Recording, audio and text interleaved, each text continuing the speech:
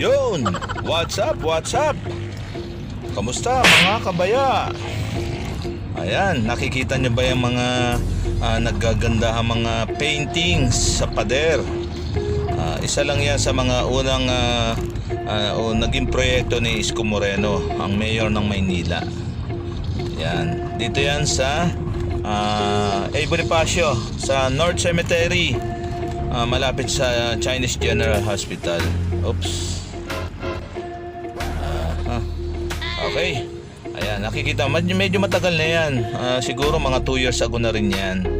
So, gaganda pa rin, di ba? Makulay ang mga pader. So, ayun. Saan ba tayo pupunta ngayon? Sisilipin natin ang Mini Boracay sa Baywalk. Tara, punta natin. Actually, dapat sa Roas Boulevard na lang ako mag-umpisa ng vlog. Kasi medyo umaambon. Pero since hindi naman uulan, so nandito tayo sa Blooming Treat. Dito na lang natin umpisaan ang pagbablog.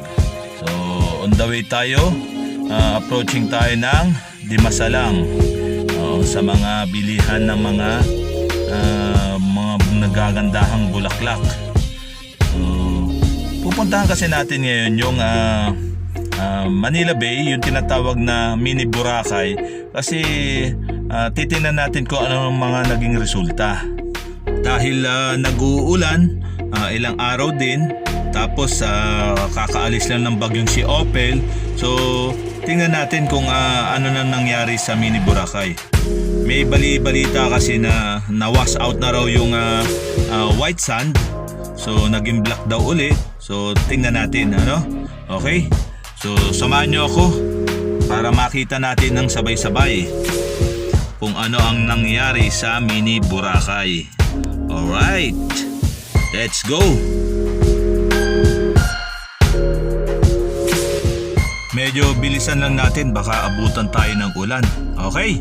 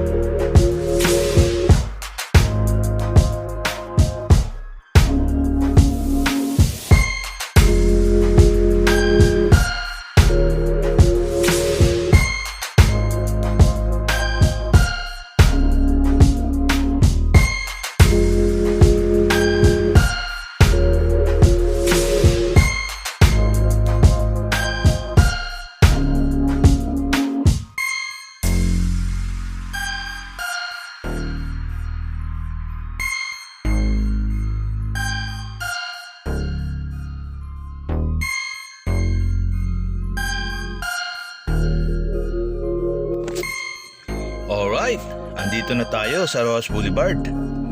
Ayan na, nakikita nyo ba yan? Nasa tabing dagat tayo.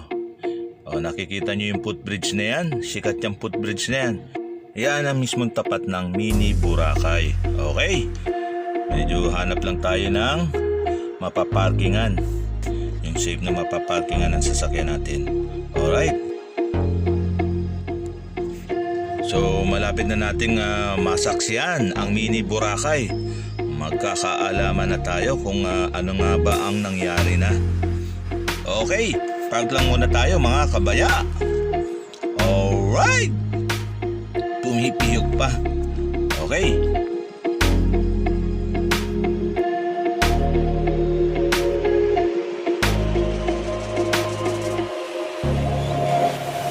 Yes, sakto. May slot. Thank you.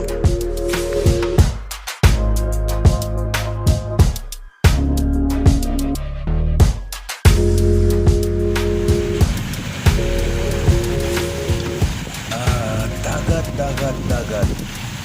Parang gusto ko nang maligo. Pwede kayo maligo dito. Maligo kaya ako, ano? Yung tubig medyo brown. Hindi siya clear.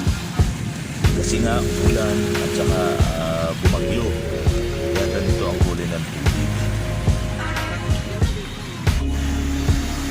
Sarap dito talaga sa Manila Bay. Maaliwalas ang paligid.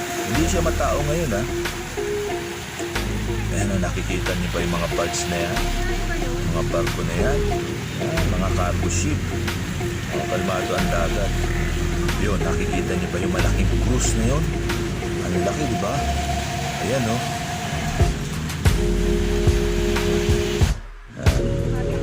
Ito ang Rojas Boulevard. Ito yung kahabaan ng Manila Bay. Umulan man at saka bumagyo pero walang masyadong basura kundi ito yung mga water lily na nanggaling sa Ilog Pasig, yung mga damo-damo na yung sa gilid ng tubig. Ayan, diba? Maaliwalas ang paligid. Alright.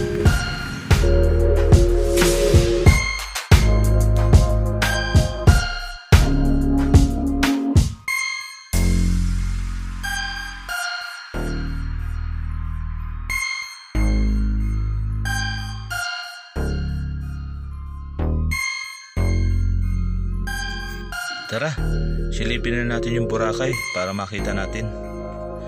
Bye Pussycat! Babu!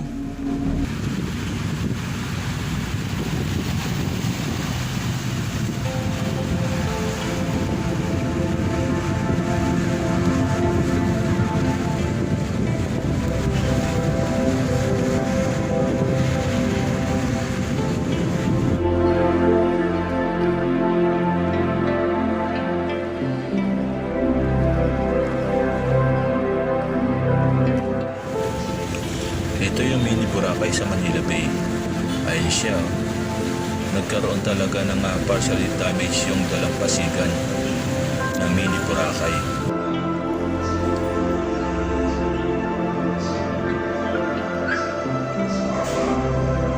So dito yan sa side ng Baywalk.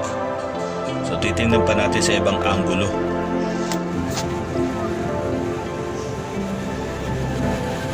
So kung mapapansin nyo, nilagyan nila ng sandbag yung palibot para hindi na tuluyang maanod.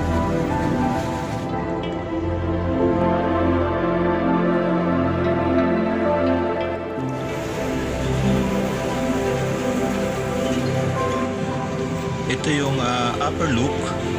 Ayan, maganda pa rin naman, puti pa rin naman. Kaya lang yung talaga partially damage yung dalampasigan. So ayan, no? Okay naman eh. Diba? Talagang na-damage lang. Siguro nung lumakas yung alon. So yung dalampasigan niya bahagyang natapyas at napatungan ng black sand. Ayun, lalo na dun sa portion na yun. Yun yung sa banda dun. So siguro mga 10 meters ang na-wash out. So ayan. Maputi pa rin yung white sand pa din. Kaya lang yun na damage talaga. So ayan, kitang-kita nandito ako ngayon sa footbridge. Kitang-kita yung kabuuan ng Mini Boracay. Alright. So ayan. Kita nyo. Maganda pa din naman.